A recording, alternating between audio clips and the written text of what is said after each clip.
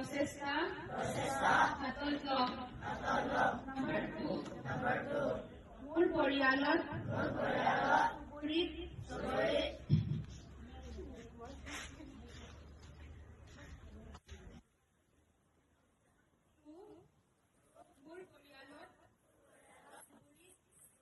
বা সমাজত যাতে বাল্য বিবাহ নহয় এই কথা নিশ্চিত কৰিম।